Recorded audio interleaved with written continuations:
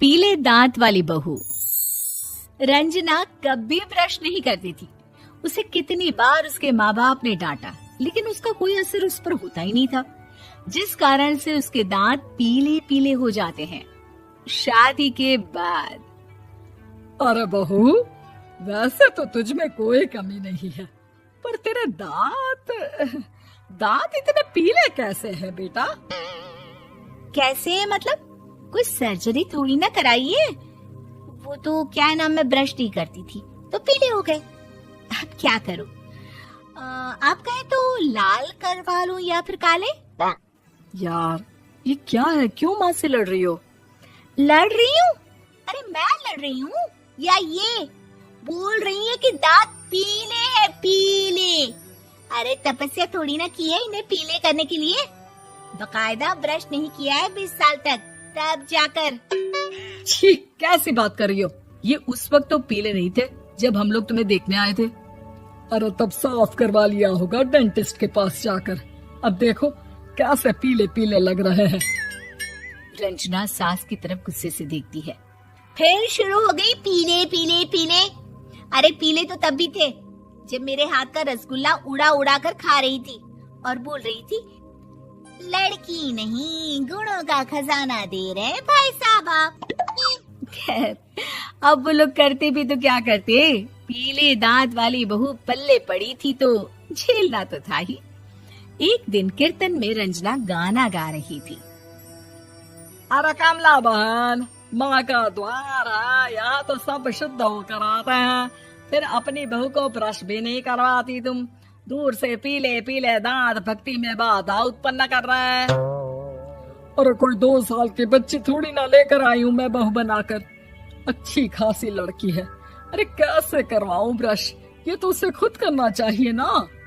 अब माँ बाप तो इसके जैसे तैसे निपटा दिए, ये नहीं सोचा कि सास कैसे संभालेगी। सास बहू को लेकर घर आ जाती है, लेकिन सोच लेती है कि अब इसे लेकर कहीं नहीं जाएगी। अगले रोज बहू कहती है, अरे क्या हो गया, मंदिर नहीं जाना क्या? कीर्तन का वक्त हो रहा है। मेरी मधुर वाणी से कान्हा जी जागते हैं और सोते हैं। आप तो जानती है ना उनकी भक्ति में कितना मन लगता है मेरा। वो क्या है ना, तबीयत ठीक नहीं लग रही है मेरी, आराम करूंगी मैं। तबीयत ठीक नहीं लग रही? अभी तो मिथुन के गाने पर नाच रही थी आप, और अब बोल रही है कि तबीयत ठीक नहीं लग रही। अरे भक्ति में मन लगा लो सासू माँ, ऊपर जाना है, क्या मुंह दिखाओगी आप? हाँ? सास को बहू की बात पर गुस्सा आ जाता है। मैं क्या मुंह दिखाऊंगी, इसकी चिंता तो ना कर, समझी? अपने मुंह की चिंता कर, जो ये पीले पीले दांत लेकर हर जगह पहुंच जाती है। पता है लोग कितना मजाक बनाते हैं। ना जी ना, मैं नहीं जाना कहीं तेरे साथ। तो ये बात है, कोई ना, मत जाओ, मैं अपने कमरे में ही बैठकर भक्ति कर लूंगी। ऊपर वाला दांत थोड़ी ना देखता है, मन देखता है, भावना देखता है। और अरे बस बस, तू सब कुछ दिखा, बस ये सफेद चमकदार दांत ना दिखाना किसी को, है? जा यहाँ से। बहू को सास की बात का कोई फर्क नहीं पड़ता, वो तो जैसी थी वैसी ही रह जाती है। सुबह नहाकर किचन में खाना बनाना, फिर खाना खाना, कीर्तन भजन करना और सो जाना। एक दिन, माँ जी मैं सहेली के घर जा रही हूँ, शाम को लेट आऊंगी। हाँ हाँ तो जाना, मैंने कौन सा तेरी आरती करनी है घर पर बैठकर। रंजना सहेली के घर जाती है, जहाँ वो पार्टी में जाने की तैयारी कर रही होती है। अरे शिखा, कहाँ जाने की तैयारी कर रही है? मैं गलत वक्त पर आ गई क्या? अरे नहीं यार, उल्टा सही वक्त पर आई है। मैंने ये साड़ी और ज्वेलरी निकाली है यार, शाम को इनके ऑफिस की एक पार्टी में जाना है। बताना कैसा लग रहा है ये सब?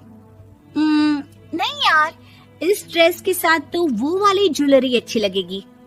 हाँ हाँ सही बोल रही है, मैंने ध्यान ही नहीं दिया। वैसे तो हमेशा से मस्त फैशन सेंस रखती है। तो बड़ा जाती होगी ना पति के साथ पार्टी में। रंजना कुछ नहीं बोलती, बस सोचती है कि यार काश ये बात सही हो जाती, पर मैं क्यों नहीं जाती पार्टी में? क्या इन लोगों की कोई पार्टी होती नहीं होगी? रंजना घर आती है और रात में पति से सवाल करती है, एक बात बताइए, आप मुझे किसी पार्टी में क्यों नहीं ले जाते? क्या आपके यहाँ ऑफिस में पार्टी नहीं होती? पति बेचारा क्या कहता कि दांत पीले हैं तुम्हारे इसलिए। अरे कोई पार्टी होती नहीं हम लोगों के ऑफिस में, तो कहाँ से लेकर जाऊं? और मार्केट, मॉल, कहीं वीकेंड घूमना, कहीं तो। अरे यार सारे हफ्ते में एक छुट्टी मिलती है, तो सोचता हूँ कि आराम ही कर लूं। क्यों? रंजना मन मार के रह जाती है। पहले कभी सास के साथ मंदिर जाया करती थी, लेकिन वो भी सास ने ले जाना बंद कर दिया। घर बैठी बैठी रंजना बोर हो जाती है। तभी उसे आइडिया आता है और वो मायके जाने का सोचती है। सासू माँ, 2 दिनों के लिए मम्मी के घर जा रही हूँ। अच्छा ठीक है, आराम से जा। और हाँ, माँ से कुछ अच्छी आदत सीख कर आना कि कैसे शरीर के हर भाग की तरह दांतों की सफाई भी जरूरी होती है, समझी? शुरू हो गई ना आप। वो लोग आपकी तरह नहीं है कि छोटी छोटी बात का बतंगड़ बना दे। उन लोगों के लिए मैं मायने रखती हूँ, ना कि मेरे पीले पीले दांत। रंजना माँ को बिना बताए उन लोगों को सरप्राइज देती है, लेकिन जैसे ही वो दरवाजे पर पहुंचती है, अंदर देखती है कि घर वाले कहीं जा रहे होते हैं। अब माँ, काश रंजना दीदी के दांतों वाली प्रॉब्लम नहीं होती, तो वो भी हम लोगों के साथ चलती ना बुआ जी की बेटी की शादी में।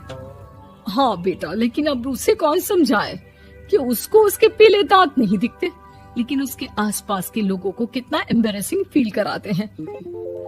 मुझे तो कितनी बार उसके स्कूल की टीचर ने शिकायत की कि उसके साथ कोई लड़की बैठना भी नहीं चाहती, और ना ही कॉलेज में कोई उससे बात करना चाहता था। लेकिन पता नहीं क्यों उसे ये बात समझ में ही नहीं आती। कोई कमी नहीं है उस लड़की में, बस यही कि दांत पीले हैं।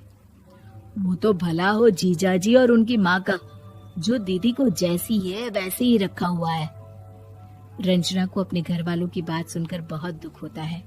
वो सोचती है कि वो क्या करे, लेकिन फिर वो सीधा डेंटिस्ट के पास जाती है, अपने दांत चमकाती है और कसम खाती है कि वो रोज ब्रश करेगी। अरे क्या हो गया?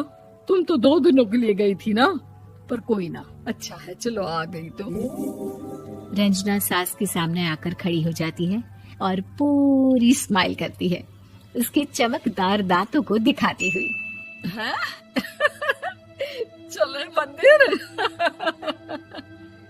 माँ, मुझे माफ कर दीजिए, मैंने आप लोगों को बहुत एम्बैरेसिंग फील करवाया। मैं आज से रोज ब्रश करूंगी।